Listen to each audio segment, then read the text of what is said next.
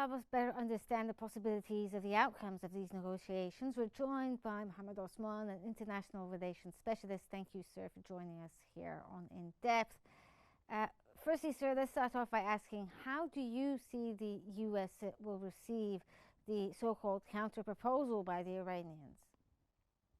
Thank you for having me, Raham. It seems that the United States now is anticipating Iran's response to its proposal, and it seems that the United States so far is insisting on the concept of or the term of zero enrichment, meaning that they are very attached to the idea that Iran should not enrich uranium at all, while other reports say that the United States might be more flexible, proposing propositions or ideas such as Iran enriching some of its uranium through international intermediaries or abroad, not in Iranian nuclear facilities. However, on the other hand, it is expected that the Iranian response will most likely dismiss the U.S. proposal, meaning that the United States offer or the United States can create an impasse in the negotiations could actually lead to a rupture in the entire negotiating process. It seems now that the negotiating process is reaching a point where it is entering a decisive phase, meaning that it is either the Iranians and the Americans will reach a deal, a comprehensive deal with regards to the nuclear program over the next weeks, or the negotiations will end. Mm-hmm. And if the negotiations fail, of course, we will be facing very, very severe repercussions as a result. Well, sir, I mean, the IAEA earlier today had asserted that they can confirm the peaceful nature of Iran's nuclear program. Does this feature into the indirect negotiations between Tehran and Washington, or is just nuclear enrichment in general just completely off the table for Washington? I think that the statements made today by Rafael Grossi, the director of the International Atomic Energy Agency, will further complicate the situation with regards to the negotiations. And of course, it will feature into the negotiation because it basically supports the American narrative that the enrichment of uranium in Iran is far from peaceful, and that it might actually, or that it might indicate that Iran might be weaponizing its nuclear program. And of course, this will be taken advantage of by the Americans in order to pressure the Iranians further on the idea of zero enrichment, or at least putting their enrichment under very, very strong international scrutiny, even beyond the IAEA, and possibly even enriching uranium abroad if the enrichment of uranium is a must. And also the United States is demanding the deconstruction or the de-establishment of many of the centrifuges, some of the research facilities where uranium is being enriched. So the problem is that given these very dire US demands that are now supplemented by very concerning statements issued by the director of the International Atomic Energy Agency, it means now that the United States will have more international legitimacy that will further legitimize its narrative regarding the Iranian nuclear program. And there are valid concerns from a variety of international actors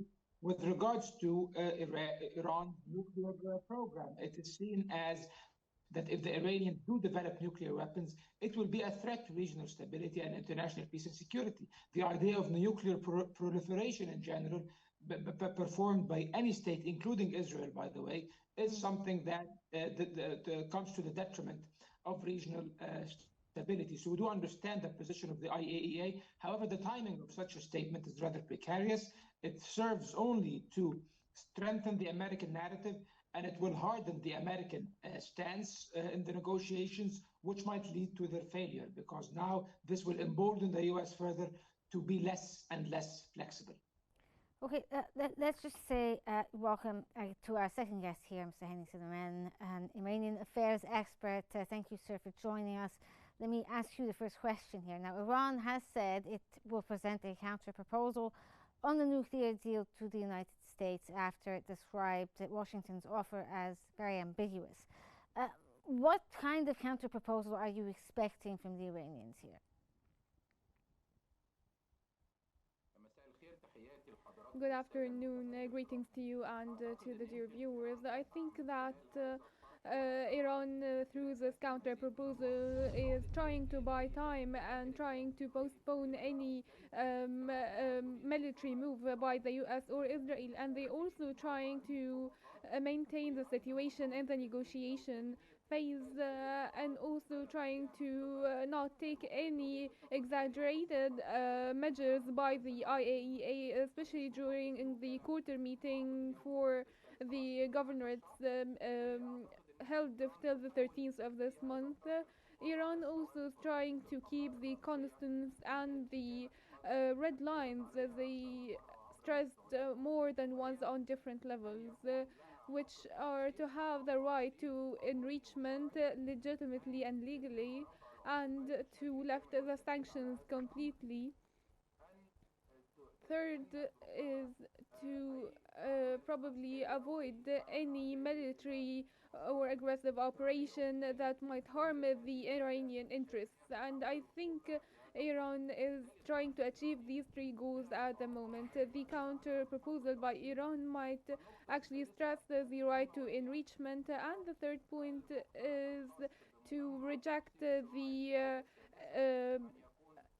other complex on non-Iranian soil, as this industrial complex should be established inside Iran, and to lift the sanctions, and this might be evident through the Iranian actions and the tools they have been using recently, and what they announced of intelligence report regarding the nuclear Israeli facilities to balance the deterrence, and to stop Israel from doing any military operations, and also Pezeshkian stressed Iranian transparency and oversight, and their ongoing cooperation with the relevant authorities, and also the Kamarandi statements, the spokesman of the Iranian Atomic Agency, also the Mohammed Bakr Qalibah statements, who criticized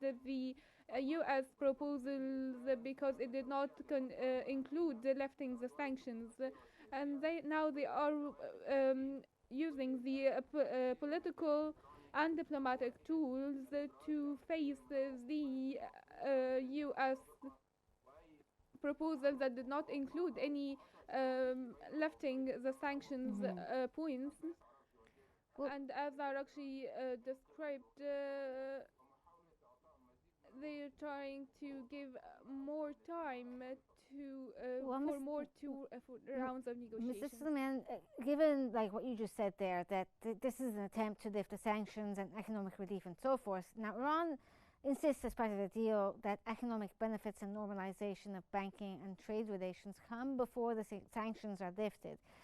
Given the Iranian experience during the 2015 deal, how important is it that this sequence of events for Iran happens, and does this guarantee a permanent negotiation between Tehran, for instance, and the rest of the world, avoiding the repeat of what happened with the 2015 deal that fell through?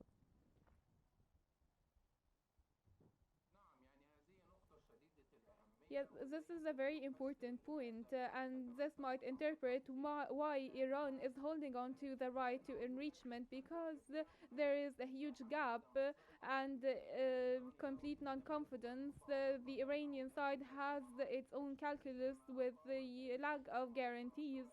If any other government, a democratic government for instance, decided to withdraw from this agreement to be concluded with the Republicans, or any other Republican government even might actually withdraw from this agreement as well.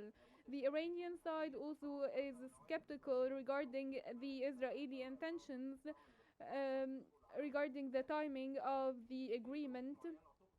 Some circumstances might actually oblige Israel to target Iranian nuclear facilities. The third point, Iran, in any agreement, they wanted to preserve the right to enrichment, especially in the light of all the losses they have endured, losing their influence in the region. They want to preserve the nuclear program as an important instrument to give it a margin of flexibility and negotiation as a pressuring card to the US. And I think the agreement this time needs more guarantees, because the ground on which the 2015 agreement was based on was even more robust, and it was better in a better international context, where Iran had different tools to leverage to have more gains. This time, the international arena has a lot of tensions, and it requires more guarantees, and several governments need to commit to this deal. And maybe the right to enrichment and the complete supervision of Iran on the nuclear program is required, not through the US or a third party. And consequently, there might be proposals regarding mediators such as Russia or others. The guarantees will be economic, security, and political. Okay, Mr. Osman, if we could get your opinion here. Now, Trump has warned Netanyahu against any form of unilateral military strikes, insisting that the negotiations with Iran are going well. And then Trump goes ahead and hints at the possibility of military options. What does this reveal about the current US-Israeli relations? And what are Trump's real intentions when it comes to, these hints of military options regarding the negotiation? Is this forcing the arm of Iran, a negotiation tactic, or are they seriously thinking of military options? Well, I think that the Israelis, of course, have a vested interest in failing these negotiations, and the only thing holding them back is basically this reported U.S. warning that has prevented them from taking any military action against the Iranians so far.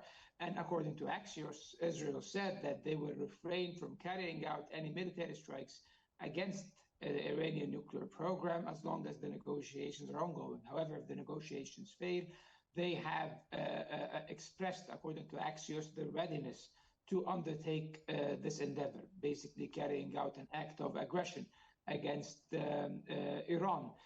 However, the Israelis at the same time said that they are fully prepared and that they are militarily preparing their assets in order to carry out this strike, meaning that they expect, or at least hope, or they are in a form of speculative optimism on their part, in order to where they expect the negotiations to fail. And of course, this is very dangerous, and the prospects of an Israeli strike against Iran always lingering in the background in any negotiations, it can be very counterproductive ultimately, and it could lead to actual problems that would derail the entire negotiations, which could lead to military escalation. The Israelis so far are trying to pressure the Americans in order for them to be very hardened in their negotiating stance. But Today, sir, Netanyahu. I'm Yes, sorry, go sir, ahead. I'm cutting you off there, but I mean, like, given the negotiation pathway where Trump is insisting that there's 0% enrichment of uranium, do you really believe that the negotiations are actually going well? There's no leeway for the negotiations here. I think that the negotiations have stumbled in a way. Now they are experiencing some difficulties. However, they are ongoing. We have not reached an impasse. They are not stalled. They are ongoing. However, there are outstanding issues that the two parties, whether the United States or Iran, are so far unable to come to an agreement on, namely the issue of enrichment. And Israel is taking advantage of that, saying that they will never accept a deal where the United States accepts any form of Iranian enrichment of any sort, as if they are basically receiving the ball from the Trump administration's stance and using it against them in order to pressure them to be more hardened against Iran. And of course, this diminishes the chances of the success of the negotiations at this point. However, we have to wait and see the Iranian response to the American proposal. Because if the Iranian response is positive, or at least partially positive, it means that the negotiations can go on. If Iran is more flexible and accepts partially at least some of the terms of the United States and expresses its readiness to negotiate on the other matters of mutual disagreement, then the negotiations might go on. And by the way, this is what I expect to happen, and I hope this is what happens, because if the Iranians flatly reject the proposal, this could lead to an impasse and basically the failure and the collapse of the negotiations. Okay, Mr. Suleiman, if we could get your opinion here as well. Now, Trump has hinted that any enrichment by Iran may force the US to military response. From Iran's perspective, how seriously is such a threat taken, and is there leeway for the negotiations to take place at this point?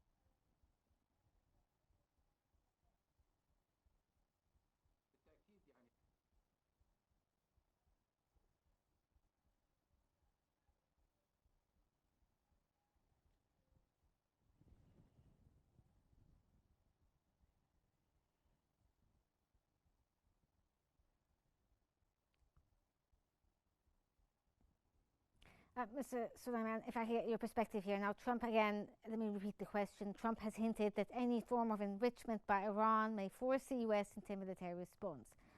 From Iran's perspective, how seriously is this threat taken?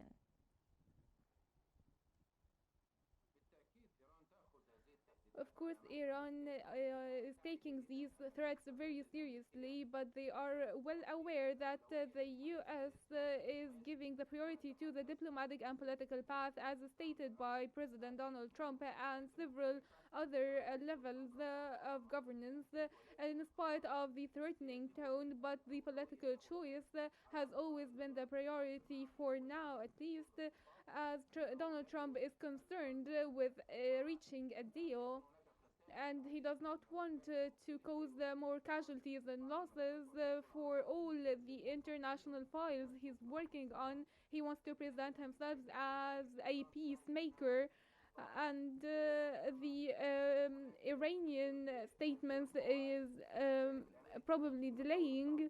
The US is trying to pressure Israel not to carry a unilateral military operation, and Israel pledged that they will not wage any military procedures against Iran as long as the negotiations is not officially failed, and as long as there is negotiations and talks.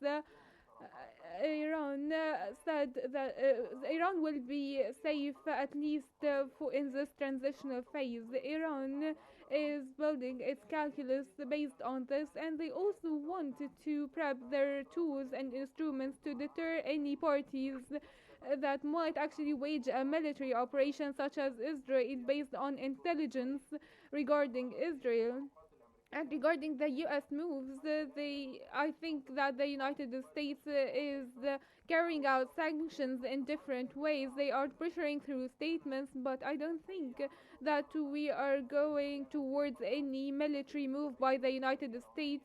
Badr Bursaidi, Armeni foreign minister, talked about alternatives and solutions, and there is a counter proposal to be presented by Iran to respond to the Steve Witkoff proposal. And today, Rossi, the agent of the IAEA, talked about more prospects for diplomacy and negotiations. And so, in total, Iran is taking the threat seriously, but they know that they have to continue the negotiations, and any military moves will be very limited, will not actually harm the nuclear program. Yes, we get the idea there, sir. It's a tactic. So, Mr. Osman, now let's talk about the Gulf states like Saudi Arabia and the UAE.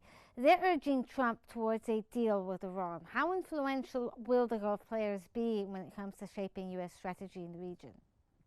Of course, the countries of the Arabian Gulf do have a vested interest in avoiding the prospects of a conflict on their home front, because make no mistake about it, if the United States engages Iran and strikes Iran, probably Iran will, or most certainly, Iran will target U.S. assets and interests in its near vicinity, which is in the Arab Gulf states. And of course, one of those Arab Gulf states, Oman, is the mediator between Iran and the United States in these indirect negotiations. So you can imagine how invested they are in this. Qatar, the United Arab Emirates, and Saudi Arabia have all informed the United States that they oppose a military strike on Iran, that they will not facilitate or aid such a strike. And on the other hand, they have urged the Iranians to take serious steps in order to reach a deal. Because if they do not reach a deal, the continued existence of the Iranian nuclear program as it is, with its very high enrichment rates, it does threaten the security of the Gulf states.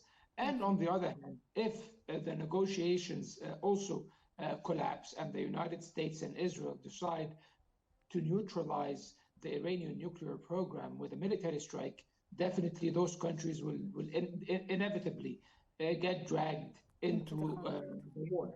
And of course, any prospects of a war in the Gulf region will cause a suspension, or will at least severely hamper the oil supplies of these countries to the global market, devastating their own economies and also ravaging the global economy as well.